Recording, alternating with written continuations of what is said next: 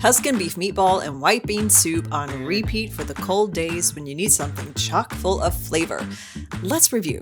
Carrots and onions softened with garlic, then cooked with beef broth, fresh herbs like rosemary and thyme, and a Parmesan rind. This is an amazing culinary secret to extra depth, by the way. Handmade meatballs carefully cook in this rich broth along with cannellini beans and farro, which is a form of wheat grain and is very nutty. All of these ingredients contribute to the depth and breadth of flavor in the soup. The meatballs themselves are lean ground beef mixed with onions, parsley, breadcrumbs, cheese, garlic, and egg, and they are very small, just about an inch wide, so they will cook in about 20 minutes or less once they're added to the broth.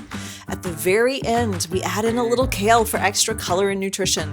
To serve alongside the soup, slice a baguette and bake with a sprinkle of Parmesan cheese, like a tasty little chip for dipping into the broth and scooping all of that goodness. That's it for Tuscan beef meatball and white bean soup with delicious, nutritious beef.